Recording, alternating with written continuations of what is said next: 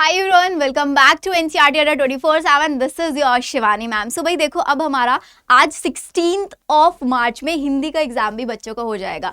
अब आप लोगों का पूरा फोकस होना चाहिए सिर्फ और सिर्फ अपने 27 मार्च के बायो एग्जाम के ऊपर। अब बहुत सारे ऐसे बच्चे होंगे जिसने कुछ भी नहीं पढ़ा होगा, ये सोच के कि यार ये जो आखिरी के 10 दिन है ना, इसी में हम अपना पूरा सिलेबस कंप्लीट कर लेंगे। तो आज इस वीडियो में मैं आप लोगों को आपके 13 के 13 चैप्टर से मोस्ट इंपॉर्टेंट टॉपिक और ये लास्ट 5 ईयर्स के पेपर्स को एनालिसिस करके मैंने आप लोगों के लिए यहाँ पे इंपॉर्टेंट टॉपिक्स का लिस्ट बना दिया है, चैप्टर वाइज और यूनिट वाइज, जिससे आप लोगों को हेल्प मिलेगी कि यार मुझे वो कौन से टॉपिक्स है जो रिपीटेडली रिवाइज करना है। बहुत सारे ऐसे टॉपिक्स होते हैं जिनसे हर साल सेम टॉपिक से केस स्टडी बेस्ड क्वेश्चन आता है। बहुत सारे ऐसे टॉपिक है जहां से हर साल डायग्राम आते ही आते हैं। तो आप लोगों को सारी चीजें इसी वीडियो में मिलने वाली है। एक बार चैनल को जरूर सब्सक्राइब कर देना और इन सब टॉपिक्स के ऊपर डिटेल वीडियो अगर आप लोगों को चाहिए तो let me know in the comment section. तो सबसे पहले अगर हम बात करें तो फर्स्ट चैप्टर है बेटा जी सेक्सुअल रिप्रोडक्शन फ्लावरिंग प्लांट, जिसके अंदर सबसे पहला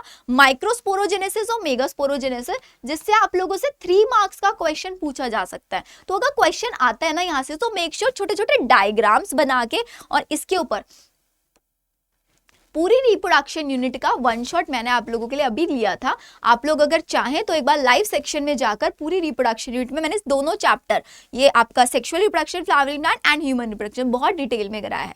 अब वहां से करोगे आपका बिल्कुल कोई भी डाउट नहीं बचेगा। पॉलिनेशन एंड इट्स टाइप के ऊपर, जैसे कि लास्ट ईयर तक क्लाइस्ट्रोगेमी पे ज्यादा क्वेश्चन आए हैं। आर्टिफिशियल हाइब्रिडाइजेशन 2 मार्क्स में पूछ लेता है आप लोगों का।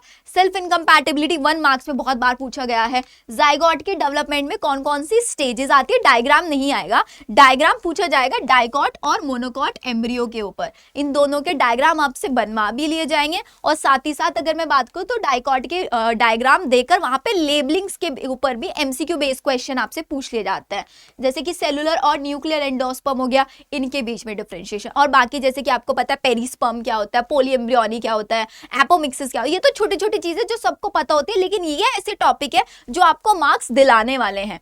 ठीक है, नेक्स्ट आ जाता है ह्यूमन रिप्रोडक्शन। ह्यूमन रिप्रोडक्शन में स्पर्म की स्ट्रक्चर और फीमेल रिप्रोडक्टिव सिस्टम, इन दोनों का डायग्राम प्लीज बार बार बना के प्रैक्टिस कर लेना आप लोग। फर्टिलाइजेशन होता है डायग्राम का, जिसमें बीच में ओवमोसाइट से स्पर्म दिखा रहे होते हैं, पेरिविटल स्पेस, आपका जोना पेल्यूसिडा, कोरोना रेडिएटा, इन सब की लेबलिंग के साथ तुमको ये डायग्राम करना है।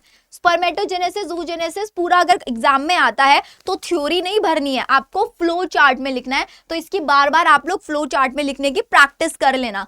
ओव्यूलेशन के ऊपर क्वेश्चन आ जाता है, what is ovulation. Graafian follicle आपसे पूछ लेंगे, what is Graafian follicle.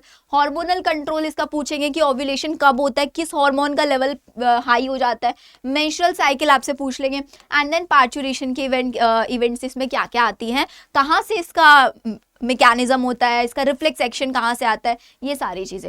Reproductive health छोटा सा चैप्टर, इसमें क्वेश्चन अगर पूछेंगे तो 2 मार्क्स में आइडियल कॉन्ट्रासेप्टिव किसको हम बोलते हैं, इसके ऊपर 4 पॉइंटर्स आप लोग लिख सकते हैं। अब आ जाता है इनफर्टिलिटी। बेटा इनफर्टिलिटी के ऊपर केस बेस्ड क्वेश्चन कि कपल्स है, उसमें मेल को ये प्रॉब्लम है, फीमेल को ये प्रॉब्लम है, तो आप कौन सा वहां पर टेक्निक उनको सजेस्ट करोगे, इस बेस पर क्वेश्चन आपसे बहुत पूछे जाते हैं। एमनियोसेंटेसिस क्या होता है, इसके मिसयूज क्या है, यहाँ पर आपसे क्वेश्चन पूछा जाएगा। और सेक्सुअली ट्रांसमिटेड डिसीज क्या होती है, बहुत डिटेल में इसके ऊपर आपसे नहीं पूछा जाएगा, लेकिन ये ध्यान रखना है आपको पॉइंटर्स। फिर आ जाता है जेनेटिक्स, जिससे बच्चों को सबसे ज्यादा डर लगता है। तो बेटा डरने की जरूरत नहीं है, क्योंकि जेनेटिक्स का जो सबसे फर्स्ट चैप्टर है principle of inheritance and variation, मैं कल मीन 17 को आप लोगों को कराने वाली हूं। 17 मार्च पूरा principle of inheritance and variation one shot में आप लोगों को मैं कराऊंगी। तो यहां पर देखो, अगर आपसे क्वेश्चन पूछेंगे तो मेंडल लॉ, फर्स्ट लॉ क्या होता है, second law of thermodynamics, second law of inheritance क्या है, ये आपसे पूछ ले जाएंगे। डाई हाइब्रिड क्रॉस बनवाने के, भैया जब मैं अपनी 12th क्लास में थी तब भी डाई हाइब्रिड क्वेश्चन आया था और अब भी क्वेश्चन आ जाता है इसके ऊपर। इसमें इनकम्प्लीट डोमिनेंस और को डोमिनेंस में आपको ब्लड ग्रुप वाला कॉन्सेप्ट, वहां से भी क्वेश्चन आ जाता है। Linkage, recombination, sex determination, specially humans में, इंसेक्ट्स में और बर्ड्स में, इन 3 में बहुत ज्यादा पूछा जाता है। म्यूटेशन के ऊपर आप मान के चलो एवरेज रहता है, आ भी जाता है नहीं भी, लेकिन आपको पता होना चाहिए। क्रोमोसोमल डिसऑर्डर्स आप लोगों को पढ़ना है। फिर इसके बाद हमारा नेक्स्ट चैप्टर डीएनए की स्ट्रक्चर आपसे बनवा लेंगे, डबल हेलिकल मॉडल, रेप्लिकेशन की स्ट्रक्चर आपसे बनवा लेंगे, इसका वो नहीं आएगा, मतलब जो एक्सपेरिमेंटल प्रूफ था ना सीजियम क्लोराइड डेंसिटी ग्रेडियंट वाला, वो नहीं पूछेंगे, लेकिन रेप्लिकेशन फॉर्क आपसे बनवा लेंगे, लीडिंग स्ट्रैंड, लैगिंग स्ट्रैंड ये आपसे पूछ लेंगे। इसका पैकेजिंग में हिस्टोन ऑक्टेमर के ऊपर क्वेश्चन आपसे बहुत पूछे जा सकते हैं। ट्रांसक्रिप्शन में भी क्वेश्चन आप लोगों से पूछे जाते हैं, लेकिन यहाँ पर अगर क्वेश्चन आएगा ना तो ट्रांसक्रिप्शन का पूरा डायग्राम वगैरह वाला नहीं आएगा क्वेश्चन, आपका यहाँ पे केस बेस्ड क्वेश्चन के ऊपर थोड़ा सा थ्योरी दे दिया, डायग्राम दे दिया, इसमें से पूछ लिया कि कौन सा टेम्पलेट स्ट्रैंड की तरह काम कर रहा है, कौन सा कोडिंग स्ट्रैंड की तरह काम कर रहा है, ऐसे क्वेश्चन पूछे जाएंगे। जेनेटिक कोड के ऊपर एमसीक्यू बेस्ड क्वेश्चन तुमसे पूछे जाएंगे, पूरा जेनेटिक कोड नहीं लिखवाएंगे, लेकिन अगर लिखवाने के तो 5 मार्क्स में इसको दे देंगे, किसके साइलेंट फीचर्स आप लोग लिख के दो, आप लोगों से ऐसा क्वेश्चन आ सकता है। ट्रांसलेशन के ऊपर अगर मैं बात करूं तो बेटा ट्रांसलेशन के डायग्राम तो नहीं बनवाएंगे ये आप लोगों से, लेकिन ट्रांसलेशन एक बार ऊपर से पढ़ जरूर लेना उसके ऊपर। जैसे कि यहाँ पर AUG से क्वेश्चन पूछ लेंगे, स्टार्ट कोडोन कौन है, स्टॉप कोडोन कौन है, वहां पर क्वेश्चन, लैकोपेरॉन के रेगुलेशन पे आपसे कि ZYA जो स्ट्रक्चरल जीन है वो कौन कौन सा एंजाइम बनाता है, वहां से क्वेश्चन आएगा। ह्यूमन जीनोम प्रोजेक्ट के जो इंपॉर्टेंट पॉइंटर्स है वो सब एक बार पढ़ लेना। अब जिस चैप्टर से लगता है सबसे ज्यादा डर आप लोगों को, इवोल्यूशन चैप्टर, तो बच्चे लोग इवोल्यूशन चैप्टर में Darwinism, Lamarckism, molecular evidences and adaptive radiation और होमोलोगस एनालोगस को बिल्कुल स्किप मत करना। और जो ह्यूमन इवोल्यूशन में ड्रायोपैथिकस, रामापैथिका, इसके अरेंजमेंट पे, इसके सीक्वेंसिंग के ऊपर क्वेश्चन पूछ लेंगे, इनके सीसी आपसे पूछ लेंगे, क्रेनियल कैपेसिटी, ये ध्यान रखना। नेक्स्ट आता है ह्यूमन वेलफेयर, जिसमें human health and disease and microbes वाले ये 2 चैप्टर आता है। तो ह्यूमन हेल्थ एंड डिसीज में आपसे इम्यूनिटी पे क्वेश्चन आपसे पूछा जा सकता है, एक्वायर्ड इम्यूनिटी क्या होता है, ठीक है, ये सारी वैक्सीन्स पे क्वेश्चन आपसे, जैसे कि पोलियो वैक्सीन्स के ऊपर प्रीवियस ईयर्स में भी क्वेश्चन आया हुआ है। कैंसर में आपको डिफरेंशिएट पूछ लेंगे, व्हाट इज कैंसर एंड इसके 2 टाइप्स आप लोग एक्सप्लेन करो, मैलिग्नेंट ट्यूमर, ये सब पे पूछ लेंगे क्वेश्चन। ड्रग्स पे भी क्वेश्चन आ जाता है यहाँ पर, और अगर 4-5 क्वेश्चन वाला हुआ तो एडोलेसेंस चैलेंजेस के ऊपर आपसे थ्योरी लिखवा लेंगे यहाँ पर क्वेश्चन में। नेक्स्ट आ जाता है हमारा माइक्रोब्स वाला चैप्टर। अब यहाँ पर इसमें ना एक और पॉइंट लिख लेना बेटा, मलेरिया की पूरी लाइफ साइकिल आपसे बनवा लेंगे, ये लाइफ साइकिल सबको बार बार प्रैक्टिस करके जानी है बनाकर। देन इसके बाद सीवेज ट्रीटमेंट में प्राइमरी सेकेंडरी ट्रीटमेंट पे क्वेश्चन आ सकता है, पूरा 3 से 4 मार्क्स का क्वेश्चन आपसे पूछ लेंगे। बायोगैस प्रोडक्शन आप लोगों का, इसको ये याद रखना, बायोगैस में मेजॉरिटी कौन सी, डोमिनेटिंग गैस कौन सी होती है, ये क्वेश्चन। एंटीबॉडीज पे क्वेश्चन, एंटीबायोटिक्स पे क्वेश्चन आ सकता है, एंड बायोफर्टिलाइजर। एंटीबायोटिक्स वाला प्लीज थ्योरी सारा पढ़ के जाना, ठीक है। यहाँ पर आपका वो अल्कोहल्स का पूछ लेंगे, कौन सा विद डिस्टिलेशन है, कौन सा विदाउट डिस्टिलेशन। वैसे तो बहुत छोटा सा चैप्टर, बहुत आसानी से मैं तुम लोगों को करा ही दूंगी ये वाला चैप्टर भी। नेक्स्ट आता है बायोटेक्नोलॉजी। तो बायोटेक्नोलॉजी में मैंने बहुत सोच समझ के आप लोगों के लिए टॉपिक्स लिखे हैं। एक सेकेंड, ये रिफ्लेक्शन हम थोड़ा सा बंद कर देते हैं, या ठीक है। तो बेटा जी बायोटेक्नोलॉजी पर जैसे कि आपका फर्स्ट रिकॉम्बिनेंट डीएनए स्टेनले को एंड हर्बर्ट बॉयर ने बनाया था, उसके ऊपर क्वेश्चन, इसके प्रिंसिपल्स पे आपसे क्वेश्चन पूछ लेंगे। 2 प्रिंसिपल होता है बायोटेक्नोलॉजी के, इसके अंदर जो आपके रेस्ट्रिक्शन एंजाइम्स आते हैं, फर्स्ट डिस्कवर्ड कौन सा था, यहाँ पूछ लेंगे क्वेश्चन।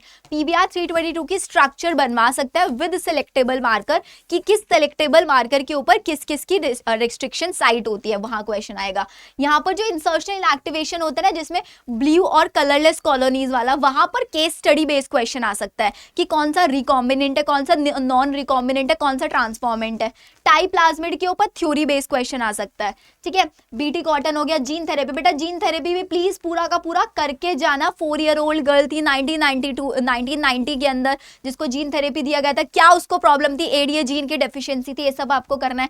वेक्टरलेस मेथड के ऊपर आप लोगों से जीन गन, ये सारे मेथड्स पे 1-1, 2-2 मार्क्स में क्वेश्चन पूछ लेंगे। बायोरिएक्टर्स जो है आपके, उनके डायग्राम्स भी आपको प्रैक्टिस करके जाने, क्योंकि वो नीट में भी आता है लेबलिंग बेस्ड क्वेश्चन, तो हो सकता है आपसे यहां भी बनवा ले। नेक्स्ट आता है हमारी इकोलॉजी यूनिट। तो इकोलॉजी यूनिट में देखो बहुत इजी है, सबसे ज्यादा अगर मैं हॉटस्पॉट बोलूं ना इसके अंदर, तो इसके ग्राफ, कौन कौन सा ग्राफ है, स्पीशीज एरिया रिलेशनशिप जो अलेक्जेंडर वॉन हम्बोल्ट ने दिया था, लॉजिस्टिक एंड एक्सपोनेंशियल ग्रोथ का। ये 3 कर्व तो आपको करने ही करना है, प्रैक्टिस करके जाना तीनों कर्व्स की। इसमें पाई चार्ट आपको दिए हुए, उनके लेबलिंग्स आपको याद करने, वर्टिब्रेट, इनवर्टिब्रेट, इन सब के, कि किसका नंबर ज्यादा होता है नहीं, वो पूरा का पूरा। एज पिरामिड्स आपको याद रखना है, और pyramid of number, pyramid of energy, pyramid of biomass किसका इन्वर्टेड होता है वो आपको पता होना चाहिए बहुत इजीली। देन इसके बाद गोस कॉम्पिटिटिव एक्सक्लूजन प्रिंसिपल, ये आपसे 2 मार्क्स में एक्सप्लेन करा लेंगे। देन इसके बाद पॉल एलरिक ने जो राइट पॉपर हाइपोथेसिस दिया था वो आपको करना है, एंड डेविड टिलमैन ने स्टेबल कम्युनिटी का जो कॉन्सेप्ट दिया था वो आप लोगों को करके चलना है। पॉपुलेशन इंटरेक्शन बेटा 6 के 6 इंटरेक्शन तुमको करना है। पॉपुलेशन एट्रीब्यूट ऊपर ऊपर से पढ़ लेना, birth rate, death rate, immigration, immigration, चारों के चारों। Diversity, genetic diversity, ecological diversity, ये सब आपको पढ़ना है। इन सीटू एक्सीटू के एग्जाम्पल्स याद रखना है कि कौन सा इंस्टीट्यूट में आता है, कौन सा एक्सीट्यूट में आता है, और इंडिया के अंदर 3 कौन से हॉटस्पॉट्स है, यहाँ पर क्वेश्चन पूछेंगे। बायोडाइवर्सिटी लॉस के 4 evil quartet, habitat loss, fragmentation, ये चारों के चारों आप लोगों को पता होने चाहिए। बहुत जल्दी यार 27 मार्च को एग्जाम है, तो मान के चलो 25 मार्च के आसपास आप लोगों को किसी दिन एक दिन संडे लेकर मैं सारे टॉपिक आप लोगों को एक लॉन्ग मैराथन लेकर करा दूंगी कंप्लीट। रिप्रोडक्शन करा चुकी हूँ, कल तुम लोगों को मैं principle of inheritance and variation कराने वाली हूँ, तो मेक श्योर सब बच्चे पहुंच जाएंगे क्लास में। क्लास होगी हमारी सुबह 11 बजे, सुबह 11 बजे से लेके कब तक चलेगी आई हैव नो आइडिया। बस मेरा फोकस यहाँ पर ये है कि अगर आप 12th बायोलॉजी कर रहे हैं, सीबीएसई बोर्ड्स वाले, या फिर आप नीट के लिए पढ़ रहे हैं, तो दोनों टाइप के स्टूडेंट को एक एक कॉन्सेप्ट बिल्कुल क्लियर हो जाना चाहिए। ठीक है, तो चलिए फिर मिलते हैं हम लोग हमारी नेक्स्ट वीडियो के अंदर। ये इन टॉपिक्स में से आपको किस टॉपिक में सबसे ज्यादा डिफिकल्टी आती है प्लीज एक बार कमेंट सेक्शन में मुझे बता देना।